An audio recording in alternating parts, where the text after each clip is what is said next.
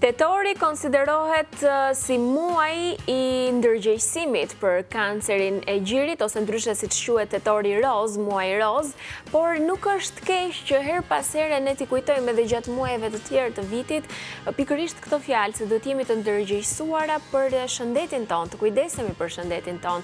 Ne sot kemi një mikesh, Donjeta Zeqa, ajo është drejtuese e organizatës Europa Dona Albania. Faleminderit shumë që jeni me ne. Faleminderit juve për ftesën. Donjeta, kështu siç e nisa edhe bisedën për muajin e roz, ashtu siç quhet tetori, ne e zgjerojmë edhe pse të kemi informacion në vazhdimsi për këtë gjë, sepse shëndeti duhet jetë kryefjalë për secilin prej nesh çdo ditë.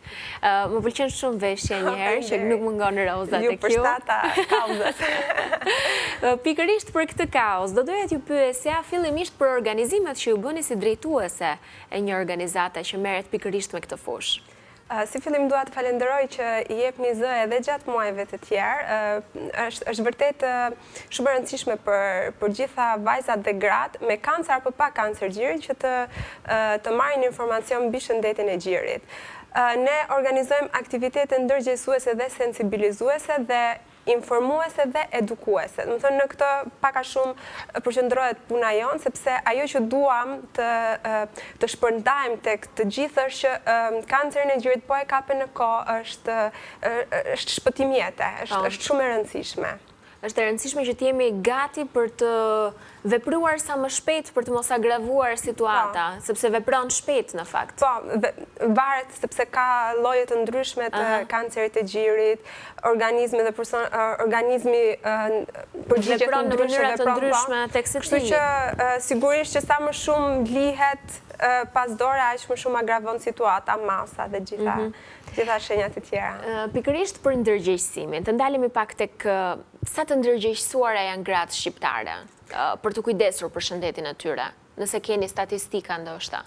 Sa të kujdesshme janë gratë për shëndetin e tyre, nuk mund të flasim për statistika, por të paktën unë gjatë këtyre viteve mund të flas për eksperiencën time me këto vajza dhe gra. Kam vënë re që në fillim kur kam filluar të merrem me organizatën, apo qoftë kur mamaja ime dhe të afërm të mi janë diagnostikuar me kancer gjiri, informacioni ka qenë shumë i pakët, madje ka pas nga ato gra dhe vajza që edhe kanë refuzuar ta pranojnë apo të flasin në publik. Por shoh që gjatë këtyre viteve ka ndryshuar disi, ka shumë për të bërë, patjetër, ka shumë për të ndryshuar në mentalitetin e tyre, por shoh një ndryshim, kam prirje ta shoh në mënyrë optimiste.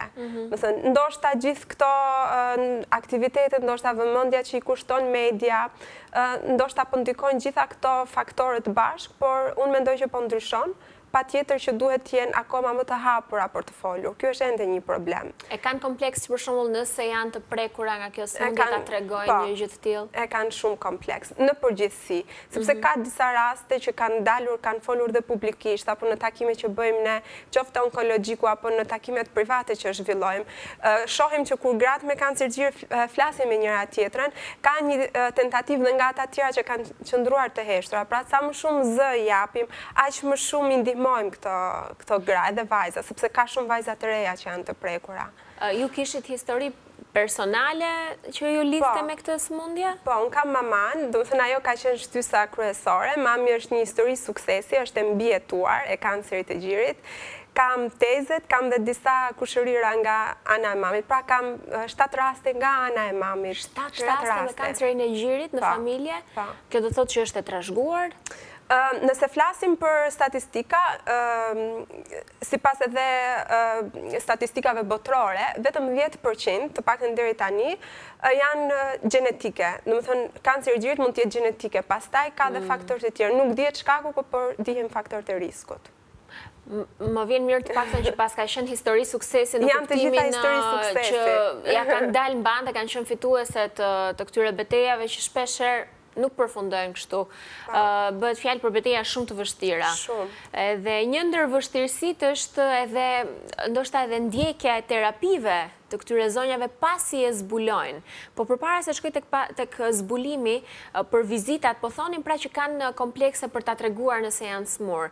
Po kompleks për të vizituar, për ta bërë këtë kontrollin e vazhdueshëm, për të bërë, le të themi, kontrolli i gjirit, sepse besoj kjo është një gjë që ne duhet ta bëjmë thuajse çdo vit që të jemi të kujdesshme, apo jo? Më shumë se sa kompleks, do të thoja frikë. Kanë frikë. Më shumë frikë. Patjetër që është dhe kompleksi pjesë, sepse në disa, ne e dim tashmë që në Shqipëri ka një lloj mentaliteti që shumë gra nuk duan që të shkojnë te doktori dhe të tregojnë pjesën e tyre të trupit dhe ekziston dhe kjo, por unë vërej dhe frikë përveç se kompleks. Është frika e përgjigjes dhe kjo është një gjë që ne duhet ta vrasim, sepse duhet ta kuptojmë një herë e mirë që nëse e kapim në kohë mund të shpëtojmë jetë, mund të përgjysmohet gjithaj kalvari vuajtje sepse mund të bëjmë një trajtim më të lehtë, nuk është nevoja të bëjmë trajtime të stërgjatura. Për shembull, mamaja ime ka bërë një thuajse 3 vite i ka shkuar trajtimi, sepse ka bërë kimioterapi edhe gjitha... Cilat janë përveç kimioterapisë disa trajtime që duhet bëjë një person kur zbulon që e ka kancerin e gjirit? Kam përshtypjen, besoj unë, që përveç anës shëndetësore, fizikisht, pra mund të ketë probleme edhe në anën psikologjike e personi kur zbulon një gjë të tillë. Patjetër, nëse po i referohem mamit tim që mos përmend emrat e tjera, mami im ka bërë kimioterapin, ka bërë dhe herceptinën pastaj, sepse varet se si të del analiza, sepse kemi triple negativ, kemi kancerin e gjirit të hershëm, kemi kancerin e gjirit metastatik, ka lloje të ndryshme. Mami tim i ka dalur stadi 2 i kancerit të gjirit HER2 pozitiv dhe në bazë të përgjigjes është detyruar të bëjë dhe herceptinën, që është 17 seanca përveç kimioterapisë. Pra, i gjithë trajtimi ka zgjatur 3 vite, por disa mund të bëjmë vetëm kimioterapinë. Prandaj po them, nëse kapet herët bën më pak trajtime, më pak vuajtje. Kostot shkojnë shumë për shërimin pra këto terapive, ka kostot larta? Çdo lloj kanceri, jo vetëm i gjirit, ka kosto, sepse siç ta thash ka një periudhë shumë të gjatë trajtimi dhe jo vetëm medikamente që ne gjatë gjithë këtyre viteve kemi luftuar që të rimbursohen dhe një pjesë e tyre janë të rimbursueshme, ato më të shtrenjtat, por ne duhet kemi parasysh që duhet kemi një jetesë sa më të shëndetshme, të ushqehen mirë, rruga që vinë, sepse gjitha janë të përqendruara thuajse në QSUT, në Tiranë, kanë filluar dhe spitalet rajonale tashmë ofrojnë kimioterapin, por shumica bën tek QSUT-ja, kështu që ka kosto. Ka. Një ndër efektet që ka trajtimi është edhe rënja e flokëve. Po ka dhe efektet tjera, apo ky është ai i dukshmi, po themi që është edhe një shqetësim shumë i madh për këto zonja, për këto gra. Patjetër që ka shumë efekte, sepse kanë të përzira, kanë dhimbje kockash, dhimbje kyçesh, muskujsh, varet, sepse këto janë disa nga efektet anësore të trajtimit, që është më se normale, por që e dobësojnë sado organizmin. Ne kur po flisnim bashkë, madje po shija edhe faqen tuaj në Instagram, pra në rrjetet sociale Europa Dona Albania, kishit të publikuar foto nga aktivitetet të ndryshme që ju bënit me vajzat e reja që dhuronin flok. Më tregon pak për këto organizime, sa shumë afrohen vajza, ka le të themi dëshirë të madhe nga një numër i madh vajzash për të bërë këtë dhurim? Ka shumë kërkesa sa nuk e ke iden, sa ne nuk mund t'i përballojmë gjitha sepse ka një kosto edhe për punimin parukeve. Ka shumë.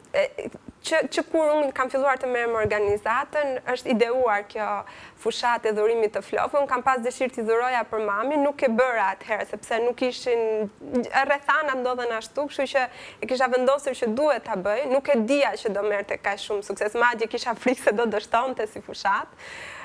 Por është shumë e suksesshme. Na kanë shkuar dhe gjatë kohës së Covidit, pafund ne nuk kemi mundur t'i presim dhe i kërkojmë të gjitha gozave që na shkruajnë, por nuk mund të presim për momentin asnjë dhe për të mos rrezikuar pacientët që vinë shpesh herë te zyra jonë. Kështu që për momentin po i pranojmë vetëm përmes postës.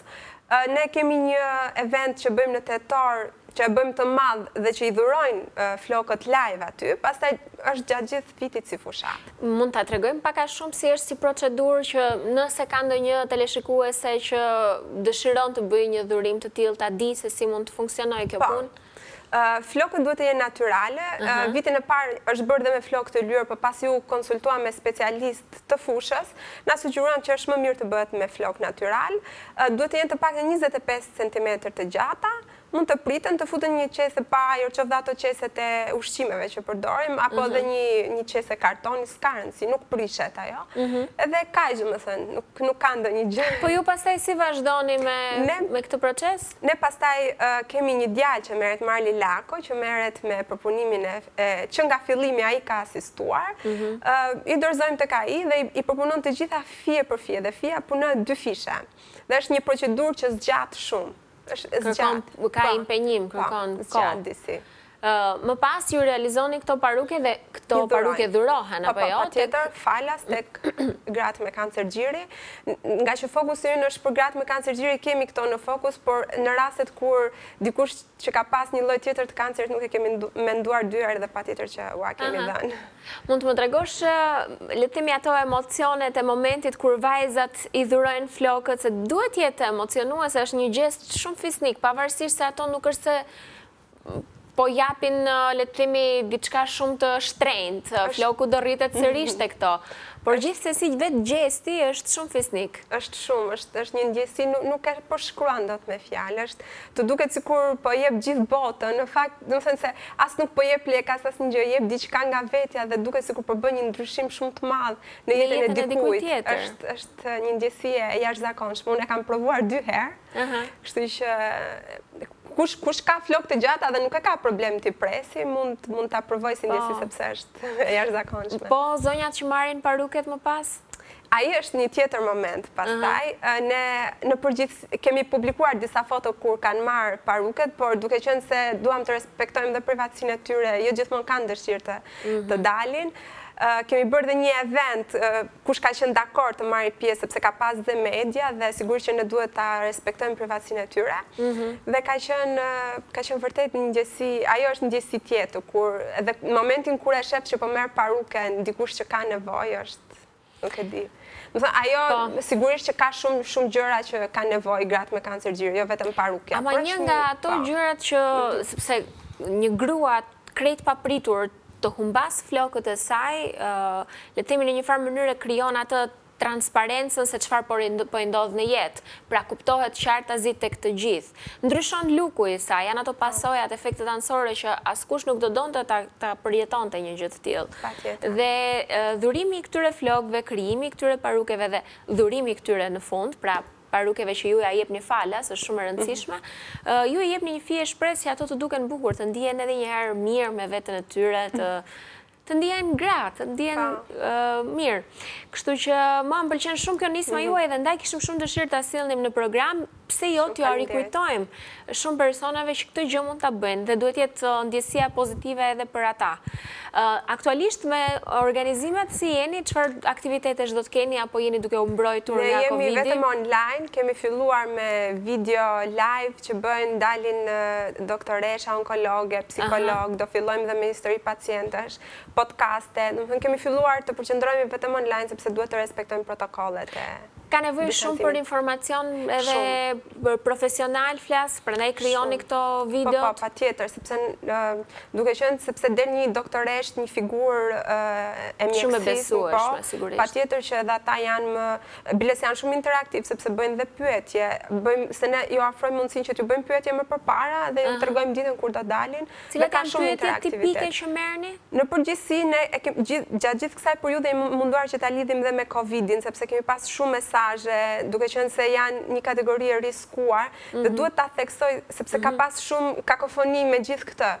Nëse preken nga Covidi janë të riskuar, jo sepse ata do preken, janë një kategori për t'u prekur, janë të riskuar për t'u prekur, nuk është kjo është. Nëse preken nga Covidi, imuniteti i tyre është më i dobët dhe sigurisht që do jetë sepse në fakt ne jemi të gjithë të barabartë përpara Covidit, po thjesht kur prekemi, kjo është ideja. Pra kur prekemi, ai që ka imunitetin më të fortë, ai mund ta përballojë më mirë. Po, është e rëndësishme që ta theksojmë këtë sepse vërtet gratë me kancer gjiri janë trembur, po. Janë trembur shumë në këtë periudhë. Ka qenë periudhë disi e rrezikshme për të gjithë, sidomos tani një herë me statistikat që po dalin edhe normalisht të gjithë jemi të friksuar, jo më të dish që e ke imunitetin shumë delikat. Meqense përmenda fjalën statistik, ka një numër në Shqipëri të grave të sëmura me kancerin e gjirit, dihet se sa janë? Të dhënat e fundit janë nga viti 2018, ne vazhdimisht e kemi bërë si kërkesë edhe në mënyrë zyrtare, edhe në mënyrë profesionale, edhe në mënyrë miqësore. Tek të dhënat e fundit janë rreth 6.000 raste me kancer, çdo lloj kanceri në Shqipëri, ndërsa me kancer gjiri janë 708 raste. Në vit? Flasim për 2018. A, vetëm 2018 është bërë ky sondazh. Janë të dhënat të përpunuar nga ISHP-ja, Instituti i Shëndetit Publik, dhe momentalisht nuk kemi të dhënat të tjera. Konsiderohet një numër i lartë, besoj, ky për popullsinë? Se 708 është shumë i lartë për popullsinë e vogël që ne kemi. Vetëm rastet e reja, nuk flasim për ato që janë ndërkohë në trajtim. Kuptova, rastet e reja. Të reja. Janë gjithmonë, shifrat janë ato që të trëmbin, me thënë të drejtën, se aty kupton se çfarë po ndodh në të vërtetë, sikur e kupton më mirë situatën. Megjithatë, se si të mbrohemi nuk mund të themi, sepse nuk dihet shkaku i kancerit të gjirit, por mënyra që ne e theksojmë her pas here është kjo, të kontrollohemi her pas here. Duhet kthehet në rutinë në fakt kontrolli i shëndetit. Të paktën një herë në 6 muaj një ekogjiri nuk është asnjë gjë. Sepse mamografia duhet bërë pak më rrallë edhe për një kategori moshe të caktuar, sepse nuk mund ta bëjnë të gjithë. Por një ekogjiri nuk na bën asnjë gjë. Cila është grup mosha që duhet ta bëj? Është mbi 40 vjeç. Mbi 40 vjeç. Mbi 40 vjeç, por në raste kur, siç rasti im, për shembull, kam raste familjare apo kur shef që diçka nuk po shkon mirë, apo del diçka e dyshimt në ekon e gjirit që nuk e kap dot ekoja, bëhet në këtë rast mamografia. Dënjeta, më fal që po të pyes për diçka shumë personale, duke parë historinë e familjes tënde, ti vetë je trembur nga kjo gjë? Ndonjëherë trembem, por në përgjithësi mundohem të jem shumë vigjilente ndaj shëndetit të gjirit tim, mundohem të bëj vizita her pas here, po sigurisht që trembem, njëri jam dhe unë, trembem patjetër. Ture, shëndet, kjo është e rëndësishme dhe thirrjen tonë të përbashkët, kështu pra me këtë program që bëm për të ndihmuar aq sa ne mundemi, se media e ka këtë rol për fat mirë që mund të ndihmojë. Të jemi të ndërgjegjshëm për shëndetin tonë, të bëjmë kontrollet rutin, nuk është e thënë të kujtohemi një herë në vit për këtë gjë, të kujtohemi her pas here për informacione të këtij lloji dhe mbi të gjitha dhurimin e flokëve që unë e shoh si diçka, si një gjest shumë të lartë, shumë humane dhe pse jo, ata që kanë mundësi ta bëjnë një gjë të tillë, që i kanë flokët e gjatë natyral dhe nuk e kanë problem, ti presin, ti shkurtojnë, le ta bëjnë një gjë të tillë. Dënjeta, shumë faleminderit, sepse ishte një bisedë e këndshme, një bisedë informuese. Ju uroj punë të mbarë me Europa Done Albania, sepse ju keni tani më do të rinisni, do të përshtateni me situatën, por do të rinisni aktivitetet.